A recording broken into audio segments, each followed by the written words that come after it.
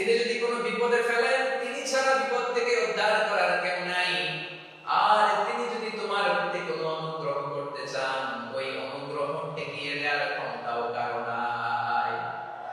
আল্লাহ যদি আপনার সফলতা দিতে চায়, পৃথিবীর কোনো শক্তি ওই সফলতাকে থামাতে পারে? এজন্য আল্লাহ বললেন, খবরদার, চিন্তার আকিদা খালিস করে নাও। ওয়া ইয়ামসাসকাল্লাহু বিদুররিন ফালা কাশিফা লাহু ইল্লা হু। আল্লাহ বিপদে ফেললে বিপদ থেকে উদ্ধার করার কেউ থাকে না। আর আল্লাহ যদি তোমার প্রতি দয়া দেখাতে চান, অনুগ্রহ করতে চান, ওই অনুগ্রহকে প্রতিরোধ করার মতো ক্ষমতা কারো নাই। তিনি তার বান্দাদের মধ্য থেকে যাকে ইচ্ছা তাকে দেন, যত ইচ্ছা তত দেন। তিনি ক্ষমাশীল, তিনি মেহেরবান। সুবহানাল্লাহ। তিনি ক্ষমাশীল, তিনি মেহেরবান। তাহলে এই আয়াত থেকে আমরা বুঝতে পারলাম, আমরা যদি বিপদে পড়ি, আমাদেরকে কেউ বাঁচাতে পারে না। আমার বাবা আমারে বাঁচাতে পারে, হ্যাঁ? আমার মা আমাকে বাঁচাতে পারে, আমার বন্ধু আমারে বাঁচাতে পারে, আমার দলের কর্মী আমাকে বাঁচাতে পারে, আমার পীর সাহেব আমারে বাঁচাতে পারে, আমার পটুয়াখালীর ভাইয়েরা খেয়াল রাখবেন, বাঁচাতে পারে এক মহান সত্তা, উদ্ধার করতে পারে এক মহান সত্তা। চিৎকার করে বলুন, তিনি কে? আবার আল্লাহ বলেন, আম্মান ইউজিবুল মুযতাররা ইযা দাআহু ওয়া ইয়াকশিফুস সুআ ওয়া ইয়াজআলুকুম খুলাফা'আল আরদ আইলাহুম মা'আল্লাহ।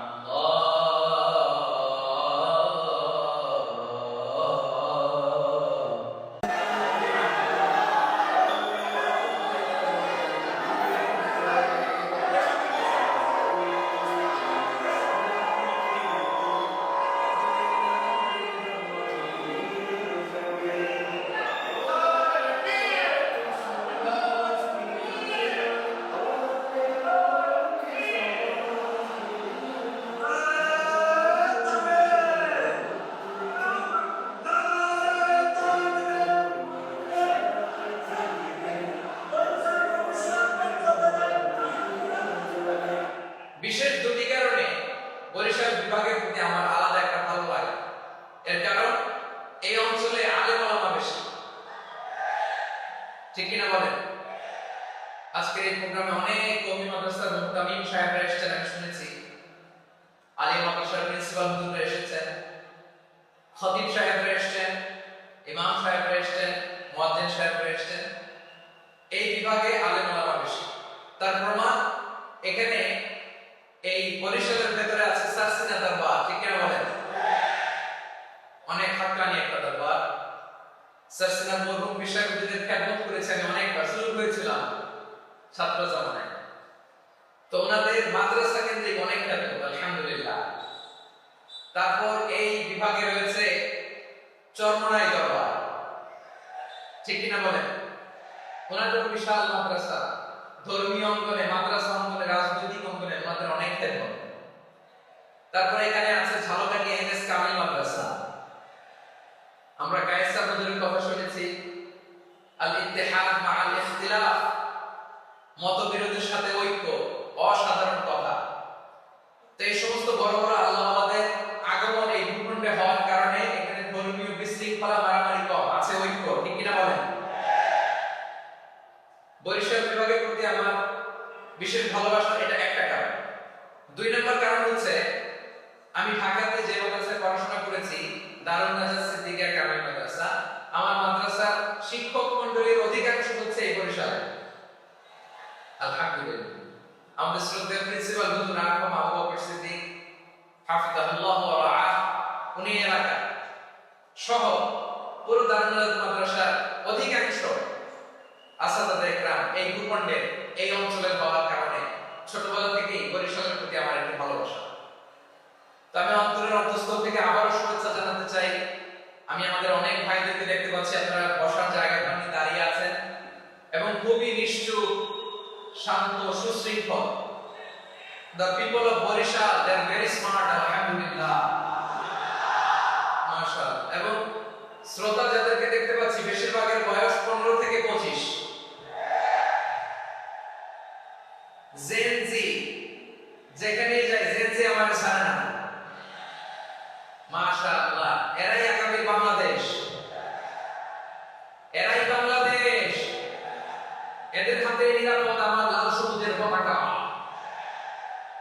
এদের হাতে নিরাপদ আমার 56,000 বর্গ মাইলের প্রতিটি ইঞ্চি মাটি। এজন্য তোমাদেরকে সাবধান থাকতে হবে, সজাগ থাকতে হবে দেশের জন্য, এদেশের সার্বভৌমত্বের জন্য। ঠিক কিনা বলে? আমার প্রিয় ভাইরা, আপনারা এখন যেমনি নিষ্ঠুর, নীরব, very quiet and calm, discipline, I like it, I love it, শেষ পর্যন্ত আপনারা এরকম নিশ্চুপ, নিষ্ঠুর, নীরব, নিস্তব্ধ, নিঝুম থাকবেন তো আপনারা? মাশাআল্লাহ। আমি খুব লম্বা চূড়া সময় নেব না, অনেক আলোচনা হয়েছে, আমি পাশেই ছিলাম, আমি দুপুরেই চলে এসেছি, আমি শুনছিলাম আলোচনাগুলো, অসাধারণ আলোচনা হয়েছে। আসলে আলোচনা হওয়া দরকার অল্প, ইবাদত আর আমল হওয়া দরকার বেশি। ঠিক কি না?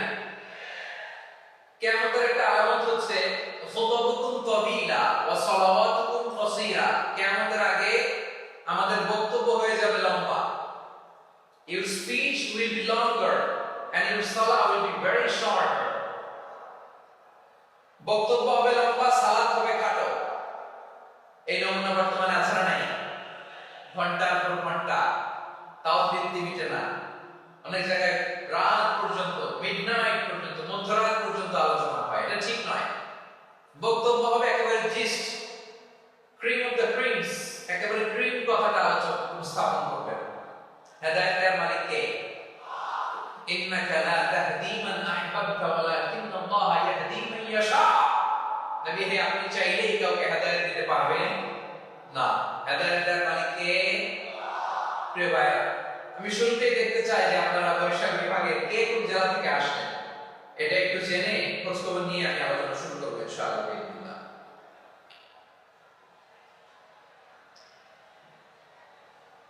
প্রিয় ভাইরা,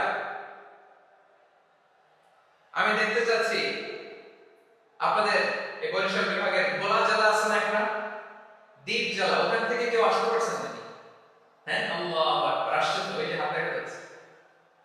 সর্বনাশ, মাশাআল্লাহ, মাশাআল্লাহ, ঠিক আছে, আল্লাহ আমার ভাইদেরকে তুমি কবুল করো। বরগুনা জেলা থেকে কেউ এসেছেন আজকে প্রোগ্রামে? ইয়া সালাম, মাশাআল্লাহ, মাশাআল্লাহ, ওয়েলকাম, ওয়েলকাম, ঠিক আছে। পিরোজপুর জেলা থেকে এসেছেন? পিরোজপুর জেলা থেকে মাশাআল্লাহ, অনেক ভাইরা এসেছে। ঝালকাঠি, মাশাআল্লাহ, ঝালকাঠিতে অনেক আসছে। তারপর বরিশাল জেলা থেকে কারা কারা এসেছেন? বরিশাল, মাশাআল্লাহ, তাবারাকাল্লাহ।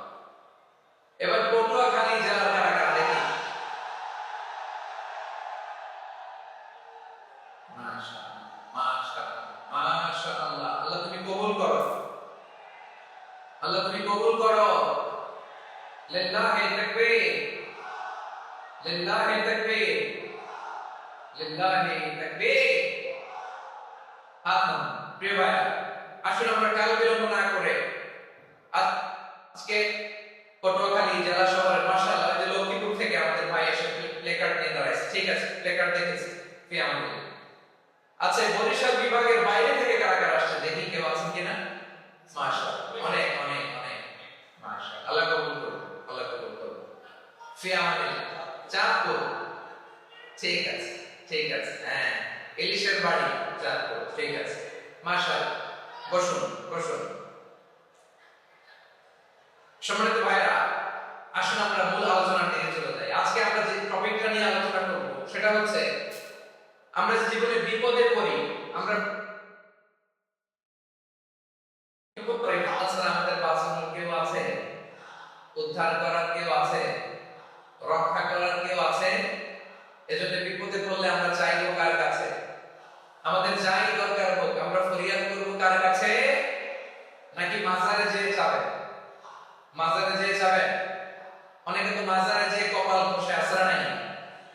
মাজারে যেয়ে সন্তান চায়, আছে? এলাকার লোকদের আকীদা খালিস, আমি জানি। মাজারে যেয়ে কপাল ঘষে আর সন্তান চায়। আচ্ছা, মাজারে গেলে সন্তান পাওয়া যায়? আচ্ছা, মাজারে না গেলে যদি বাচ্চা না হতো, গরু ছাগলের যে বাচ্চা হয়, ওরা কোন মাজারে মানত করে বলেন? কথা কি বুঝতেছেন? এই যে প্রতি বছর গরু, ছাগল, ভেড়া এগুলো যে বাচ্চা দেয়, এরা কোন মাজারে যে মানত করে? এজন্য চাইতে হবে একজনের কাছে, তিনি কে? আমার প্রিয় পটুয়াখালীবাসী, মাজার জিয়ারত করা সুন্নাহ। আমরা মাজার জিয়ারত করব, আল্লাহ ওয়ালাদের কবরে যাব, আমরা সেখানে যে সালাম দিব, দোয়া করব, নিজের জন্য করব, কবরে শুয়ে থাকা মাইয়িতের জন্য করব, পুরো মুসলিম উম্মার জন্য করব। কিন্তু কবরে যিনি শুয়ে আছেন, বাবার কাছে সন্তান চাওয়া যাবে, চাকরি চাওয়া যাবে, সফলতা চাওয়া যাবে? সফলতা দেয় কে? সবাই বলেন না, আওয়াজ করে বলেন, সফলতা দেওয়ার মালিক কে? একথাই রব্বুল আলামিন বলেন, ওয়া ইয়ামসাসকাল্লাহু বিদুররিন ফালা কাশিফা লাহু ইল্লা হু ওয়া ইন ইউরিদকা বিখাইরিন ফালা রাদ্দা লিফাদলি ইউসিবু বিহি মান ইয়াশাউ মিন ইবাদিহি ওয়া হুয়াল গফুরুর রাহিম। আল্লাহু আকবার। আল্লাহ বললেন, ওয়া ইয়ামসাসকাল্লাহু বিদুররিন ফালা কাশিফা লাহু ইল্লা হু। আল্লাহ যদি তোমাকে কোনো বিপদ স্পর্শ করায়, আল্লাহ যদি তোমারে কোনো বিপদে ফেলে দেয়, ওই বিপদ থেকে উদ্ধার করার তিনি ছাড়া আর কেউ নেই। জোরে বলেন ঠিক কি না? তিনি যদি কোনো বিপদে ফেলেন, তিনি ছাড়া বিপদ থেকে উদ্ধার করার কেউ নাই। আর তিনি যদি তোমার প্রতি কোনো অনুগ্রহ করতে চান, ওই অনুগ্রহ ঠেকিয়ে দেওয়ার ক্ষমতাও কারো নাই। আল্লাহ যদি আপনার সফলতা দিতে চায়, পৃথিবীর কোনো শক্তি ওই সফলতাকে থামাতে পারে? এজন্য আল্লাহ বললেন, খবরদার, চিন্তার আকীদা খালিস করে নাও। ওয়া ইয়ামসাসকাল্লাহু বিদুররিন ফালা কাশিফা লাহু ইল্লা হু। আল্লাহ বিপদে ফেললে বিপদ থেকে উদ্ধার করার কেউ থাকে না। আর আল্লাহ যদি তোমার প্রতি দয়া দেখাতে চান, অনুগ্রহ করতে চান, ওই অনুগ্রহকে প্রতিরোধ করার মতো ক্ষমতা কারো নাই। তিনি তার বান্দাদের মধ্য থেকে যাকে ইচ্ছা তাকে দেন, যত ইচ্ছা তত দেন। তিনি ক্ষমাশীল, তিনি মেহেরবান। সুবহানাল্লাহ। তিনি ক্ষমাশীল, তিনি মেহেরবান। তাহলে এই আয়াত থেকে আমরা বুঝতে পারলাম, আমরা যদি বিপদে পড়ি, আমাদেরকে কেউ বাঁচাতে পারে না। আমার বাবা আমারে বাঁচাতে পারে, হ্যাঁ? আমার মা আমাকে বাঁচাতে পারে, আমার বন্ধু আমারে বাঁচাতে পারে, আমার দলের কর্মী আমাকে বাঁচাতে পারে, আমার পীর সাহেব আমারে বাঁচাতে পারে। আমার পটুয়াখালীর ভাইয়েরা খেয়াল রাখবেন, বাঁচাতে পারে এক মহান সত্তা, উদ্ধার করতে পারে এক মহান সত্তা। চিৎকার করে বলুন, তিনি কে? আবার আল্লাহ বলেন, আম্মান ইউজিবুল মুযতাররা ইযা দাআহু ওয়া ইয়াকশিফুস সুআ ওয়া ইয়াজআলুকুম খুলাফাআল আরদ আইলাহুম মা'আল্লাহ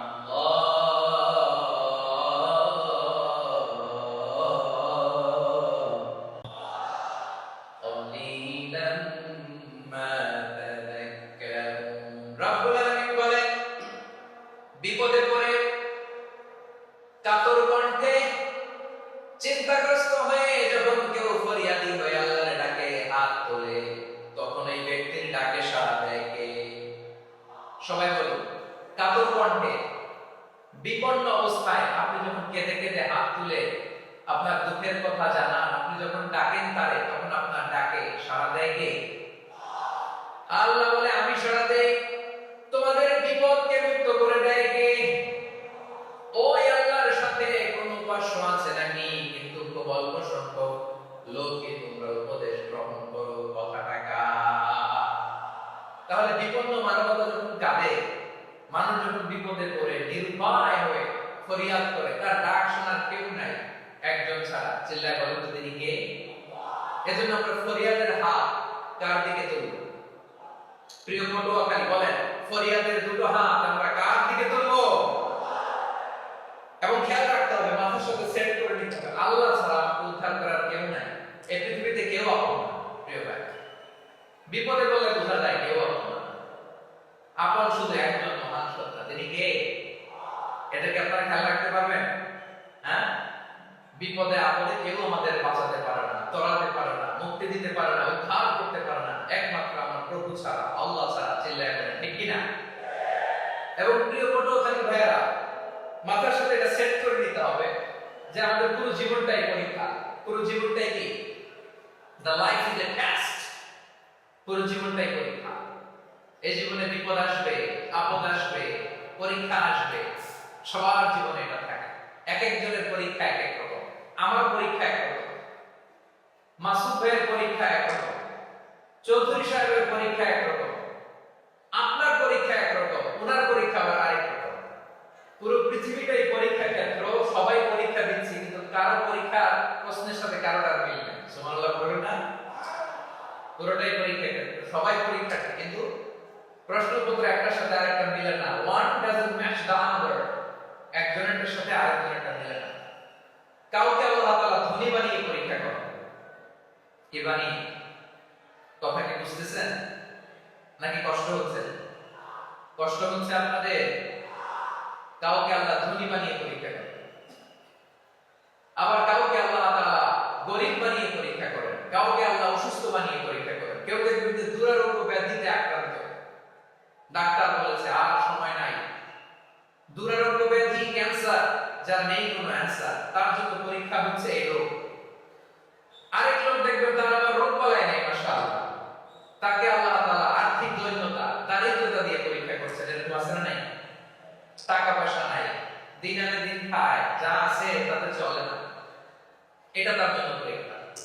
আবার আরেক শ্রেণীর লোক দেখবেন তাকে আল্লাহ অসুস্থতাও দেয় নাই, দারিদ্রতাও দেয় নাই, তার দাম্পত্য জীবনের সমস্যা আছে না? নাই? স্ত্রী কথা শোনে না, অথবা ছেলে মেয়ে কথা শোনে না। তাহলে পরীক্ষা সবার জীবনে আছে, এক একজনের পরীক্ষাটা এক এক রকম। আল্লাহ তাআলা দেখতে চায় যে এই পরীক্ষার সময় আমরা কিরকম রেসপন্স করি, how to deal with the test, কিভাবে এই বিপদ আপদ পরীক্ষাগুলোকে আমরা হ্যান্ডেল করব, ডিল করব, এটা হচ্ছে আজকের আলোচনার বিষয়। বুঝতে পেরেছেন সবাই আমার প্রিয় ভাইরা? তাহলে পরীক্ষাময় আমাদের জীবন, আপদ পরীক্ষা, এটা মানুষের কিছু ছাড়ে না, সবার জীবনে পরীক্ষা আছে। নবীদের জীবনেও পরীক্ষা ছিল। সাহাবারা জিজ্ঞেস করেছেন, ইয়া রাসূলুল্লাহ, আইয়ুন নাসি আশাদ্দু বালাআন ফিদ দুনিয়া, এই দুনিয়ার বুকে কাদের পরীক্ষা সবচেয়ে বেশি? বিষ্ণু বলেছেন আল আম্বিয়া, এই পৃথিবীতে সবচেয়ে বেশি পরীক্ষা আল্লাহ তাআলা নিয়ে থাকেন নবীদের। কাদের? নবীদের। সুম্মাল আমসাল ফাল আমসাল, এরপরে নবীদের পরের স্তরে যারা, তাদের পরীক্ষা। এরপরে তাদের পরের স্তরে যারা, তাদের পরীক্ষা। সিদ্দিকীনদের, শুহাদাদের, সালিহিনদের, আল্লাহ ওয়ালাদের, যার ঈমান যত মজবুত তার জীবনে পরীক্ষাও তত বেশি। চিল্লায় বলেন ঠিক কিনা? তাহলে মুমিনরা, বিশ্বাসীরা, আমরা কি পরীক্ষা বিপদ আপদে ভয় পাই? হ্যাঁ, বিপদে যে ভয় লাগে, আমাদের ভয় লাগে? হ্যাঁ, না, মুমিনরা বিপদে ভয় পায় না, তারা হতাশ হয় না, সুবহানাল্লাহ, তারা নিরাশ হয় না। বিশ্বাসীরা হাল ছেড়ে দেয় না, তারা ভরসা রাখে একজনের উপর। চিল্লায় বলতে হবে তিনি কে? কারণ মুমিন জানে the grief isn't permanent, the test isn't permanent, the struggle in our life isn't permanent. আমাদের জীবনে দুঃখ, কষ্ট, struggle এগুলো পার্মানেন্ট নয়। After every difficulties there is an ease. সব কষ্টের পরে একটা সুখ আছে না? নাই? রব্বুল আলামিন বলেন, ফাইন্না মা'আল উসরি ইসরা, ইন্না মা'আল উসরি ইসরা, ভয় পেও না, চিন্তা করো না, কষ্টের সাথেই আমি রেখে দিয়েছি স্বস্তি। সুবহানাল্লাহ। মুমিন জীবনে বিপদ যত বেশি, কষ্ট যত বেশি, তার সামনে সফলতা তার চেয়ে বেশি। ঠিক কিনা বলেন?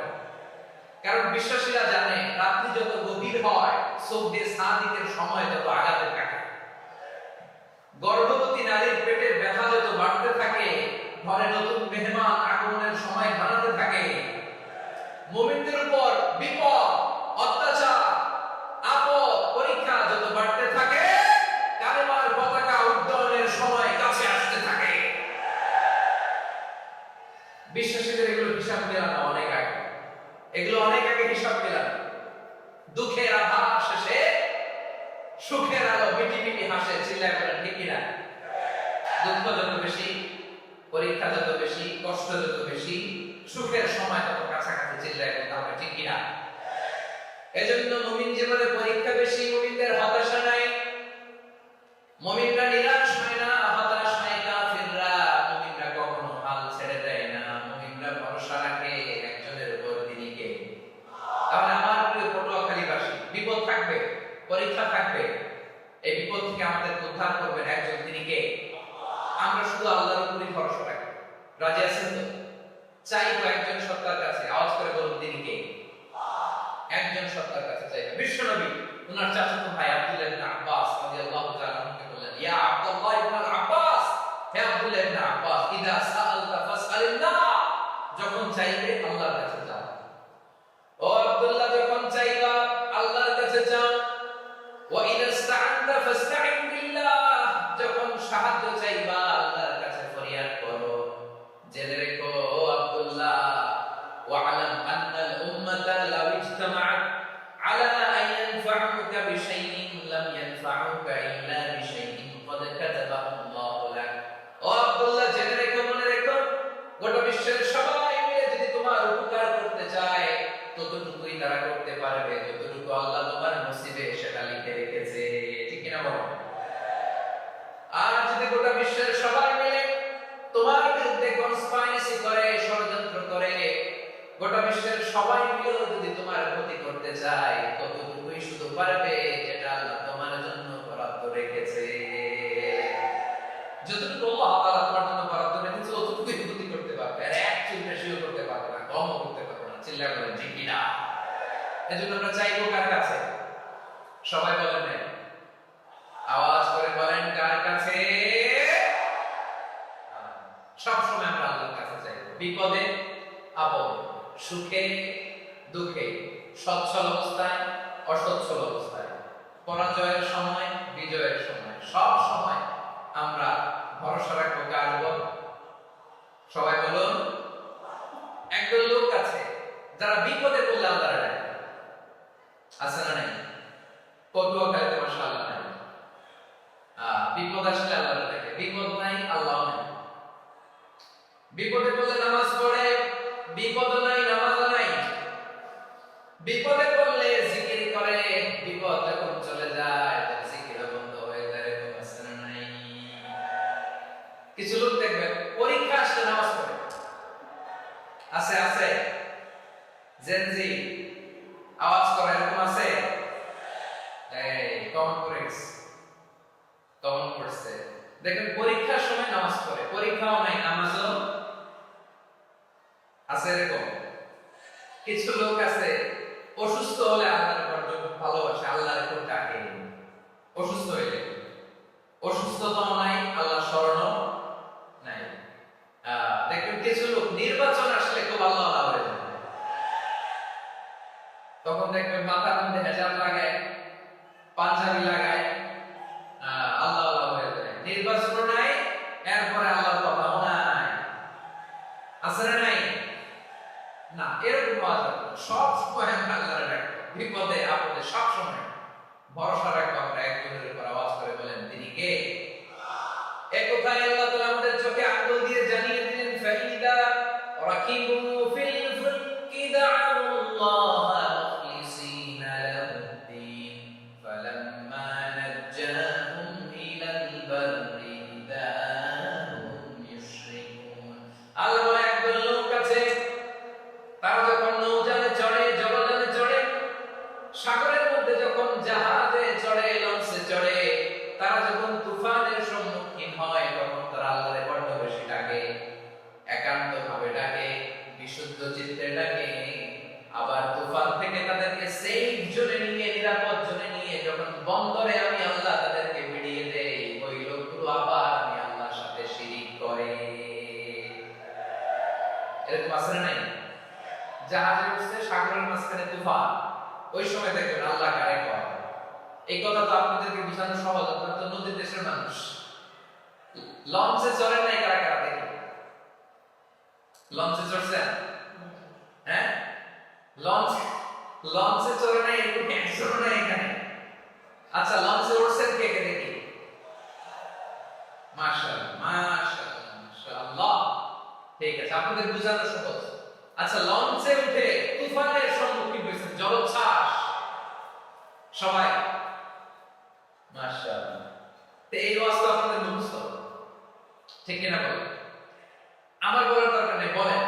মাঝ নদী, তুফান, জলোচ্ছ্বাস, জলের মধ্যে উচ্ছ্বাস, ঢেউ, টর্নেডো, সাইক্লোন, মেঘের ঘটঘটা, পরিবেশ ঘুটঘুটে অন্ধকার, লঞ্চ একবার এদিকে আরেকবার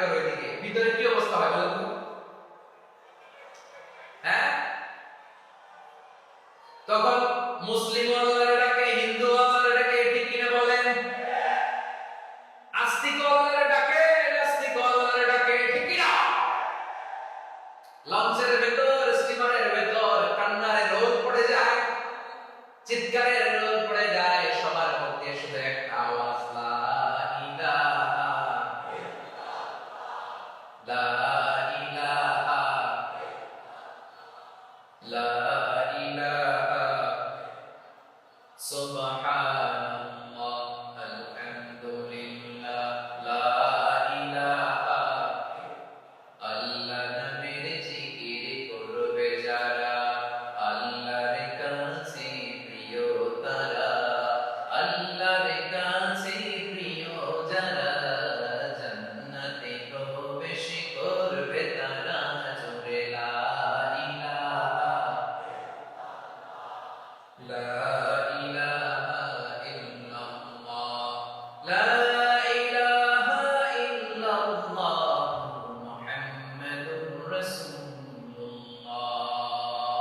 সাল্লাল্লাহু আলাইহি ওয়াসাল্লাম। আমার প্রিয় পটুয়াখালীবাসী, তাহলে লঞ্চের ভেতরে যখন আমরা তুফানের মধ্যে পড়ি, তখন সবাই মিলে আমরা একটা নামের জিকির করি। নামটা কার? মুসলমানেরাও ডাকে, হিন্দুরাও ডাকে, আস্তিকও ডাকে, নাস্তিকও ডাকে, সবাই ডাকে একজনকে। তিনি কে? আবার দেখবেন ওই আল্লাহ তুফানের পরে, ঝড়ের পরে ওই লঞ্চটাকে যখন সদর ঘাটে ফিরিয়ে দেয়, আবার আমরা নাফরমানি শুরু করে দেই।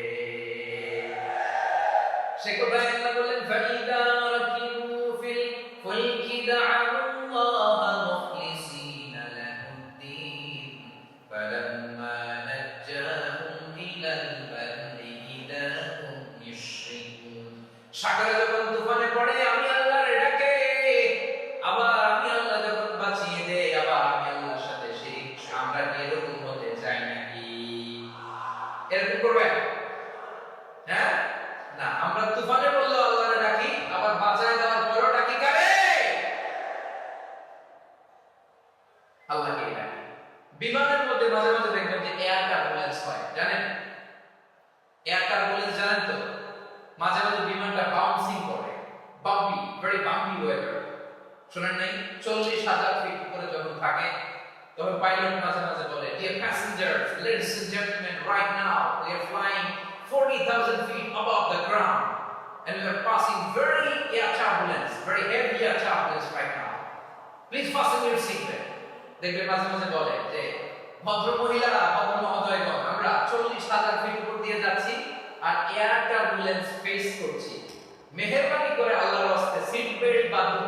তখন বিমানটা এরকম বাউন্সিং করে, শেকিং করে। আপনারা মুখোমুখি হয়েছেন?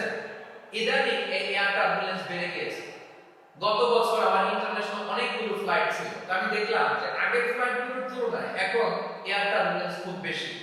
আমি একটু রিসার্চ করে দেখলাম, ক্লাইমেট চেঞ্জের কারণে, জলবায়ু পরিবর্তনের কারণে আকাশের বাতাসের মুভমেন্টে পরিবর্তন হয়েছে, ফলে এখন বিমান শেকিং করে বেশি, বাউন্সি, বাম্পি ওয়েদার।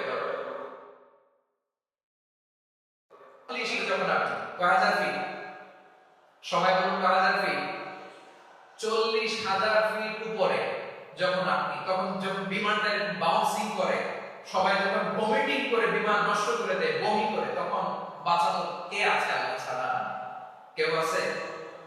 ওই মুহূর্তেও সবাই মিলে একজনের ডাকে আওয়াজ করে বলেন, তিনি কে? মাঝে মাঝে কিছু সোশ্যাল মিডিয়ায় কিছু ভিডিও পাওয়া যায় যে হেভি যখন এয়ার টার্বুলেন্স হয়, 10 সেকেন্ড 15 সেকেন্ডের কিছু ভিডিও পাওয়া যায়, বিমানটা বাউন্সিং করছে, বাম্পি ওয়েদার, কাঁপছে, মানুষগুলো বমি করছে, অক্সিজেন মাস্কগুলো সব ঝুলে পড়েছে, বিমানটা শুধু কাঁপছে। তখন দেখবেন বিমানের ভেতরে এরকম লঞ্চের মতো চিৎকার আছে না নাই?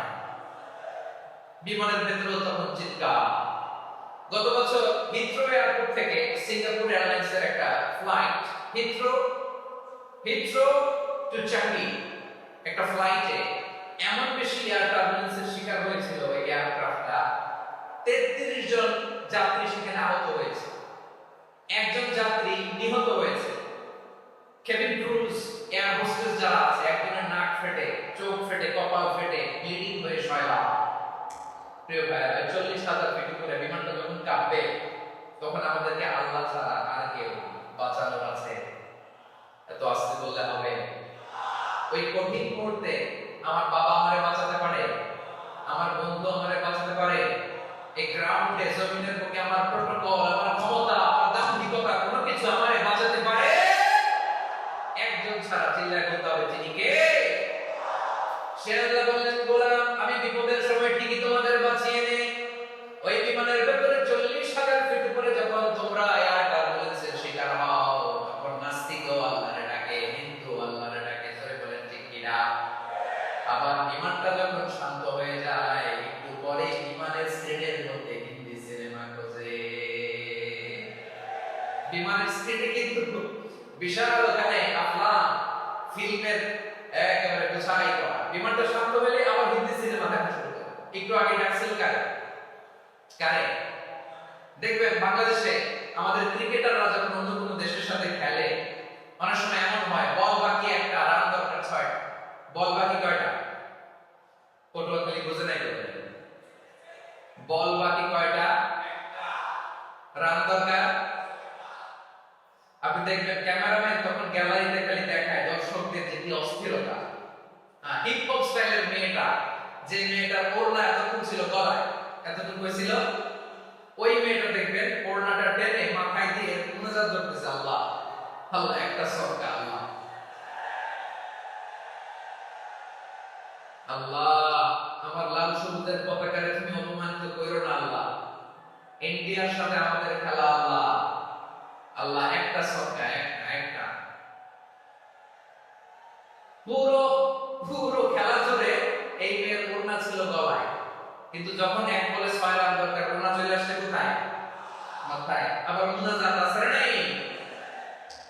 ঠিকই বাংলাদেশের দামাল ছেলে অনেক শট মারলো, বল চলে গেল স্টেডিয়ামের বাইরে, ছক্কা, জিতে গেলাম আমরা। পুরো স্টেডিয়াম জুড়ে চিৎকার, হই হুল্লোড়, মौज মাস্তি। যে মেয়েটা মাথার মধ্যে ওড়না দিয়ে এতক্ষণ সুবহানাল্লাহ সুবহানাল্লাহ বলে আল্লাহর কাছে দোয়া করেছে, ওই মেয়ে এখন আবার ওড়না ফেলে দিয়ে নাচা শুরু করে দিয়েছে। তাহলে আল্লাহর ভয়, আল্লাহর প্রতি আস্থা, বিশ্বাস, ভালোবাসা কি কোনিকের জন্য? মানে আমার যখন লাগবে তখন আল্লাহর ইউজ করব নাকি? হ্যাঁ, বিপদে আপদে, সুখের সময় দুঃখের সময়, স্বচ্ছ অসচ্ছল অবস্থায় বিশ্বাসীরা ভরসা রাখে একজনের উপর। চিৎকার করে বলো, পটুয়াখালী তিনি কে? সে আল্লাহ বললেন, গোলাম মনে করো না জাহাজ থেকে মনে করো না 40,000 ফিট থেকে সেফ ল্যান্ডিং এর পরে আর উঠে নেমে গেলেই তুমি নিরাপদ হয়ে গেছো। ও মিয়ার বিপদ কি শুধু সাগরে আর আকাশে? ঘরের বিপদ, ঘরের ভেতর বিপদ আসতে পারে কি পারে না? এজন্য সূরা মুলকার বললেন, আমিনতুম মান ফিস সামাই আন ইয়াখসিফা বিকুমুল আরদা ফাইদা হিয়া তামুর। তোমরা কি ভাবছো তোমরা নিরাপদ? সাগরের মধ্যে তুফান, আল্লাহ আল্লাহ ডাকলাম, খবর কাটা যে করছে, বেঁচে গেছেন তো আপনি। আর পাবে আপনারা আল্লাহ, আল্লাহর তো সাগরের মাঝখানে তো আল্লাহ আপনারা পাইছিল, আর তো পাবে না। আর পাবে আপনারে? আর আল্লাহ ধরতে পারবে আপনারে? ঘরের ভেতরও বিপদ দিয়ে আটকাতে পারে কে? 5 স্টার 7 স্টার হোটেলের ভেতরও আমাকে বিপদের মধ্যে ফেলে দিতে পারেন কে?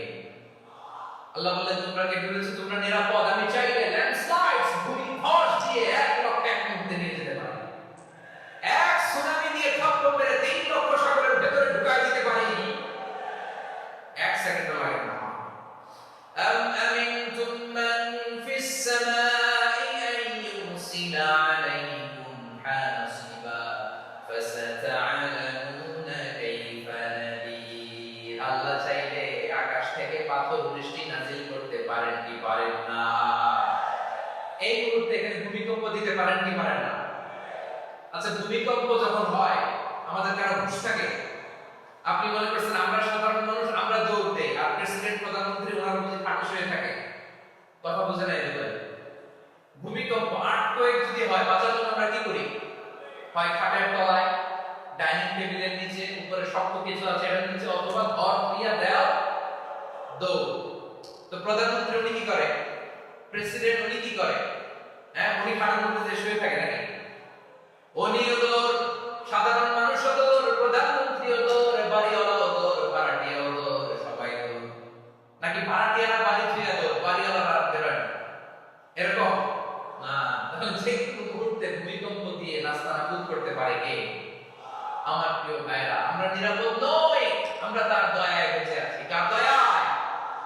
এজন্য আল্লাহ বললেন, গোলাম, যে কোনো মুহূর্তে বিপদ দিয়ে তোমাদেরকে নাস্তানাবুদ করতে পারি। বিশ্বাসী বলে যদি নিজেকে দাবি করো, সব সময় ডাকতে হবে একজন সত্তাকে। বলেন তিনি কে? এই কথা ক্লিয়ার? এই সবগুলো ধারণা শেষে সবার কাছে ক্লিয়ার হয়েছে না যে বিপদ থেকে, আপদ থেকে, পরীক্ষা থেকে, ক্যালামিটি থেকে আমাদেরকে কেউ বাঁচাতে পারে না একজন সত্তা ছাড়া। আবার বলেন তো তিনি কে? ক্লিয়ার? হ্যাঁ, সবাই বুঝতে পারছেন? আচ্ছা, এবার আমরা দেখি বিষ্ণু ইসলামের জীবনে বিপদ আপদ ছিল কিনা। উনি বিপদ আসলে কিভাবে ডিল করতেন, বিপদ আসলে কোন দোয়া করতে হয়, কিভাবে ফরিয়াদের হাত উত্তোলন করতে হয়, কিভাবে রবের দরবারে নতজানু হয়ে ফরিয়াদ করতে হয়, এটা জানার দরকার আছে না নাই? আসলে আমরা বিষ্ণুর জীবনী থেকে দেখি বিপদ আসলে উনি কি করতেন। বিপদ আসলেই প্রথমে বিষ্ণু ইসলাম একটা দোয়া করতেন। কি পড়তেন? তিনি পড়তেন, ইন্না লিল্লাহি ওয়া ইন্না ইলাইহি রাজিউন।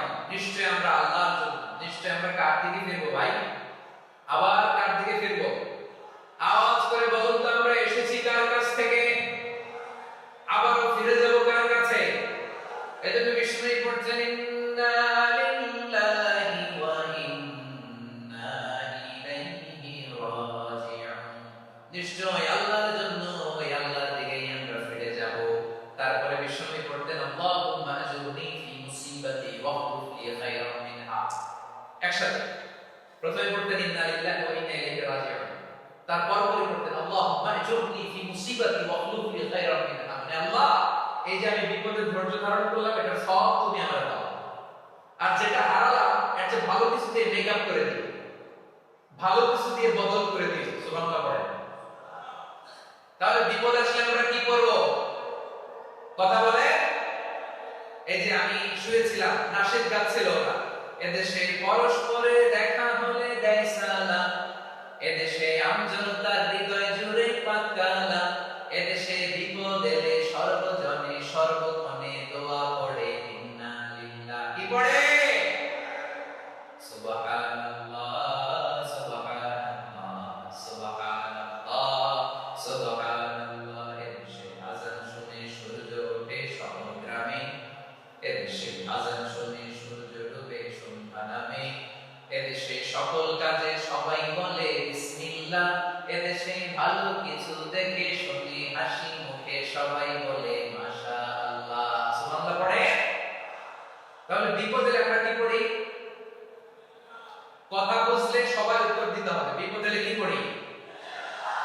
তাহলে বিপদ এলে আমরা ইন্না লিল্লাহি পড়ব, নাকি হাই হুতাশ করবেন? একদল আছে হাই হুতাশ করে, হায় আল্লাহ রে, মোর কি হইল রে, মই কি হরম রে, মই কবে যাবো রে, আসলে নাই। এরকম বিলাপ করতে নিষেধ করেছেন বিশ্ব। কি করব, কই যাব, কি হবে, হায় হায়, এরকম হাহুতাশ আছে না নাই? বিশ্বাসীরা হাহুতাশ করে না, তারা ইন্না লিল্লাহি পড়ে। কি পড়ে? মনে থাকবে, আমরা পড়ব ইন্না লিল্লাহি ওয়া ইন্না ইলাইহি রাজিউন। নিশ্চয় আমরা আল্লাহর জন্য, আমরা আল্লাহর দিকেই ফিরে যাব। এরপর পড়ব আল্লাহুম্মা আজুরনি ফি মুসিবাতি ওয়াখলুফ লি খায়রাম মিনহা।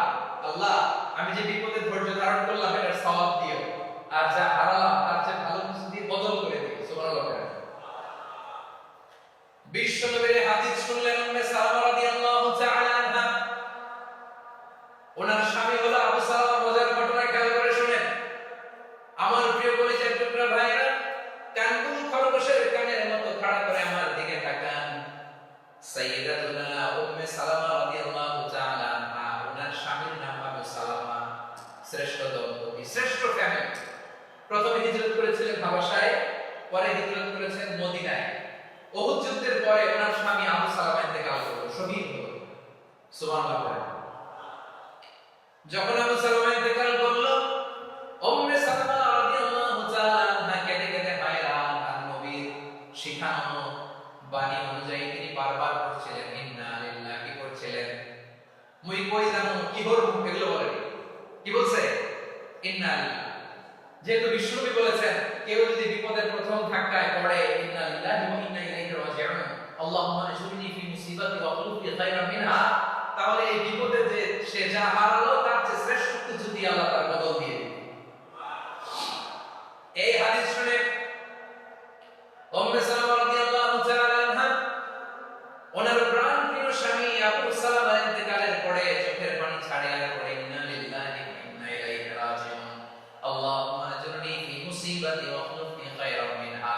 বারবার এই দোয়া পড়ে চোখের পানি ছাড়ে, এই দোয়া পড়ে চোখের পানি ছাড়ে আর মনে মনে বলে আবু সালামার মতো ভালো মানুষ মদিনাতে নাই, আবু সালামার চেয়েও ভালো মানুষ মদিনাতে নাই, তার চেয়ে ভালো মানুষ কি করে আল্লাহ তাআলা আমারে দিবে, তার চেয়ে ভালো মানুষ তো আমি মদিনাতে দেখি না। চোখের পানি দিয়ে বুক ভাসায় নবীর হাদিসের উপর আমল করে পড়ে ইন্না লিল্লাহি ওয়া ইন্না ইলাইহি রাজিউন, ইন্না লিল্লাহি ওয়া ইন্না ইলাইহি রাজিউন। পড়তে পড়তে চোখের পানি ছাড়ে আর চিন্তা করে বিশ্বনবী বললেন এই দোয়া পড়লে যেটা হারালাম তার চেয়ে ভালো কিছু দিয়ে আল্লাহ পুরস্কার দেয়। আবু সালামার চেয়ে ভালো মানুষ মদিনার মধ্যে আর কে হতে পারে? কি আজীব তামাশা, কি অবাক করা ঘটনা। কিছুদিন পরে দেখা গেল সাইয়্যিদুল মুরসালিন রাহমাতাল লিল আলামিন স্বয়ং বিশ্ব নবী উম্মে সালামাকে বিয়ের প্রস্তাব পাঠিয়েছে। স্বয়ং বিশ্ব নবী উম্মে সালামা রাদিয়াল্লাহু তাআলা থেকে বিয়ের প্রস্তাব পাঠিয়েছেন। উনি রাজি হয়ে গেলেন, বিয়ে হয়ে গেল, উনি হয়ে গেলেন উম্মুল মুমিনিন, আমাদের মা, পুরো মুসলিম উম্মার মা। চিৎকার করে বলেন আল্লাহু আকবার। তাহলে আমার প্রিয় ভাইরা, বিপদে পড়লে আমরা করব ইন্না লিল্লাহি ওয়া ইন্না ইলাইহি রাজিউন আল্লাহুম্মা আজুরনি ফি মুসিবাতি ওয়া খলুফনি খায়রাম মিনহা। করবেন? করবেন না? যারা যারা বিপদ আসলে এই দোয়াটা করবেন এখন থেকে আওয়াজ করে ইনশাআল্লাহ বলেন। যা হারাইছেন তার চেয়ে শ্রেষ্ঠ জিনিস দিয়ে বদলা দিবে কে? বিশ্বাস হয়? একটু সন্দেহ লাগে, একটু সন্দেহ আছে? যাদের বিশ্বাস হবে তাদেরকে আল্লাহ উত্তম বদলা দেবে, ঠিক কিনা বলে? তাহলে বিপদে পড়লেই প্রথমে আমরা এটা করব। দোয়াগুলো যদি এখন মুখস্থ না হয়, এই যে রেকর্ডিং হচ্ছে, পেয়ে যাবে, কালকেই পেয়ে যাবে, শুনে শুনে মুখস্থ করবেন। আমার মায়েরা, আমার বোনেরা, আপনাদের জন্য 3টি মার্কের অ্যারেঞ্জমেন্ট করা হয়েছে, আমি জানি। আপনারা এই দোয়াগুলো করবেন, আপনার স্বামীকে শেখাবেন, সন্তানকে শেখাবেন, আপনার পুরো পরিবারটাকে জান্নাতের টুকরো বানিয়ে দিবে কে? তাহলে বিপদ আসলে প্রথমে কি করতে হবে এটা জেনে গেলাম। এরপরে বিপদ আসলে নিজেকে কি করে আল্লাহর কাছে সঁপে দিতে হয় এটাও জানার দরকার আছে না? বিপদে প্রথমে ইন্না লিল্লাহি বললাম, ধৈর্য ধারণ করলাম, বিপদ থেকে উদ্ধারের সর্বোচ্চ চেষ্টা করলাম। আমার কাজ যখন শেষ তখন আমি আমার এই বিষয়টা আল্লাহর কাছে সঁপে দিলাম। কার কাছে সুপর্দ করব? কার কাছে? বিপদে বললে কেমন করে নিজেকে আল্লাহর কাছে সঁপে দিতে হয় আসলে সাইয়েদনা ইব্রাহিম আলাইহিস সালামের জীবনী থেকে জানি। আল্লাহর খলিল ইব্রাহিম আলাইহিস সালাম আমাদের মতো সমাজ ব্যবস্থা পায় নাই। আমরা জন্মের পরে আমাদের কানের ভেতরে আযান দিয়েছে কে? একামত দিয়েছে কে? আমাদের বাপ-দাদারা আমাদের কানে আযান দিয়েছে কি? দেয় নাই। আমাদের জন্মের পরেই তো আযান, একামত, বাড়ির পাশে মসজিদ, প্রতিদিন আযান, জুমার খুতবা, প্রতি মাসে মাসে তাফসীরুল কোরআন মাহফিল, মসজিদ, মিনারা, অভাব নাই, ঠিক কিনা বলেন? আপনি যে সুন্দর ইসলামিক এনভায়রনমেন্ট পেয়েছেন, আমাদের ইব্রাহিম খলিল উনি কি এরকম পেয়েছিলেন? হ্যাঁ, উনি জন্মের পর ওনার কানে আযান দিয়েছে কে?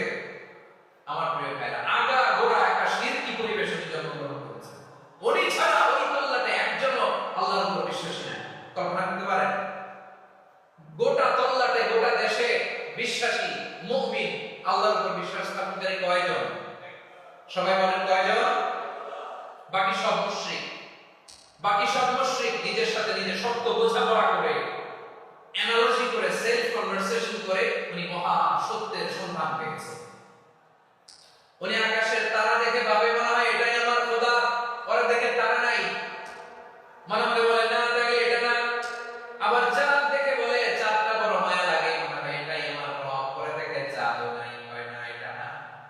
এরপরে দ্বীপ প্রহরের জ্বলজ্বলে সূর্যটা খা খা করে গোটা পৃথিবীটারে রৌদ্র দিয়ে তাতিয়ে রাখে। তিনি ভাবলেন মনে হয় এটাই আমার রব, কারণ এটাই তো সবচেয়ে বড়। কিন্তু বিকেল বেলা ওই সূর্যটাও যখন চলে যায়, সাইয়েদনা ইব্রাহিম বলে না এটাও তো নাই, আমার খোদা যদি আমার ছেড়ে চলে যায়, বিপদে পড়লে আমারে উদ্ধার করবে কে? এভাবে নিজের সাথে অ্যানালজি, সেলফ কনভারসেশন করতে করতে করতে তিনি মহা সত্যের সন্ধান পেয়েছেন। সুবহানাল্লাহ। সব শেষে নিশ্চয় আমি এমন সত্তার দিকে মনোনিবেশ করলাম, মুখাপেক্ষী হলাম যিনি আকাশ বানিয়েছেন, জমিন বানিয়েছেন, পারতেন, আপনি পারতেন? কেউ নাই, লক্ষ লক্ষ মুশরিক, আপনি একা। নিশ্চয় আমি এমন শয়তান যে ভাই আপনারা বেশি করবেন না। কি নবী ছিল? আল্লাহকে খুঁজে পেয়ে পারতেন আপনি? যখন এরা কথা শুরু কেউ নাই, এই কথা ছড়ায় মুশরিক, আপনি একা। নিশ্চয় আমি এমন শয়তান যে ভাই আপনারা বেশি করবেন না। তুমি নাকি মূর্তি পূজা না করে কোন নতুন রবের ইবাদত করো? কে তোমার রব? সাইয়েদনা ইব্রাহিম নিশ্চয় আমি এমন সত্তাই আমি মনোনিবেশ করলাম। আমি এমন রবের ইবাদত করি যিনি জীবন দেন, যিনি মৃত্যু দেন। নমরুদ বলতে নাকি তোমার রব জীবন দেয়, মৃত্যু দেয়? আর এটা তো আমি দেই। আমিও তো জীবন দেই, আমিও তো মৃত্যু দেই। সাইয়েদনা ইব্রাহিম বললেন নিশ্চয় আমি এমন সত্তার দিকে মনোনিবেশ আমি দেই। নমরুদ, আমি জেলখানা থেকে দুজন কয়েদি ডেকে আনবো, কয়েদি এনে অর্ডার করলো একটাকে এখনই শিরোচ্ছেদ, হেড অফ ডেথ পেনাল্টি, মৃত্যুদণ্ড দেয়া হবে, ফিনকি দিয়ে রক্ত বের হবে। নমরুদ বলে দেখো দুজনকে ধরে আনলাম, একজন কয়েদিকে দিলাম ডেথ পেনাল্টি, মৃত্যুদণ্ড, ওরে মৃত্যু দিলাম। আরেকজন যে দাঁড়িয়ে আছে চাইলে ওরেও আমি মৃত্যুদণ্ড দিতে পারি, কিন্তু না, যেগুলো আল্লাহ নিষেধ করেছেন শুধুমাত্র ওই আইটেমগুলো বাদ বাকি সব মানে জীবন দিলাম। হারামের তালিকা আল্লাহ কোরআনে উল্লেখ করেছেন। তোমার চোখের সামনে আলাইকুমুল মাইতা, আরেকজনকে জীবন দিলাম। আপাত দৃষ্টিতে তাই তো, একজনকে জীবন দিল, আরেকজনের মৃত্যু দিল। সাইয়েদনা ইব্রাহিম বিপাকে পড়ে গেলেন, কিন্তু একজন নবীকে আল্লাহ এমন উইজডম বিচক্ষণতা দিয়ে এই জমিনে পাঠিয়েছেন। মুহূর্তের মধ্যে আল্লাহ খলিল ইব্রাহিম বললেন ফাইন্নাল্লাহা ইয়াতি বিশ-শামসি মিনাল মাশরিকি ফাতি বিহা মিনাল মাগরিব ফাবুহিতাল্লাযী কাফার। আল্লাহ খলিল ইব্রাহিম বললেন নমরুদ, বুঝলাম তুমি জীবন দাও, মৃত্যু দাও, দেখলাম, কিন্তু আমার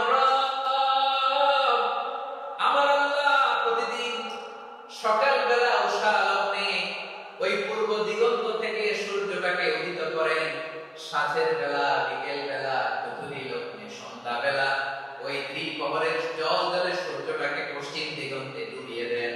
মানে সকালবেলা পূর্ব দিক থেকে উদিত করা সূর্যটাকে পশ্চিম দিকে বিকেলে তিনি ডুবিয়ে দেন। তুমি যদি পারো ওই সূর্যটাকে পশ্চিম দিক থেকে উদিত করে পূর্ব দিকে ডুবিয়ে দাও।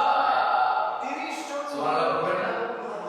দেখেন ইনস্ট্যান্ট ইন্টেলেক্ট, মুহূর্তে মহিলা বিচক্ষণতা, চারজন উইজডম কাকে বলে? মহিলা নম্বর পারবে, নম্বরের বাপ পারবে, ওর দাদা, ওর যৌথ গোষ্ঠী, গোটা বিশ্বের সব ক্ষমতাধর রাষ্ট্রনায়করা একসাথে মিলে পারবে?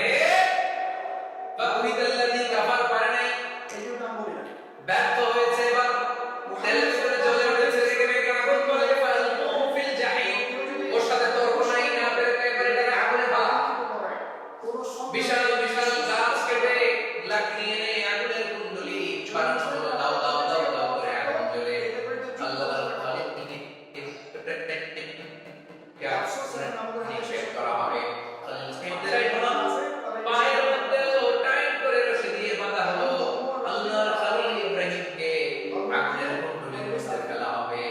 ওমিয়া, আপনি যে বিপদের কারণে ভয় পান, হতাশ হন, এটা কোন বিপদ? না বিপদের সামনে পটুয়াখালী আওয়াজ করে বলুন, সাইয়েদনা খলিল ইব্রাহিমের সামনে বিপদের সামনে আমাদের বিপদ কোনো বিপদ? বিপদই না, এটা কোনো বিপদ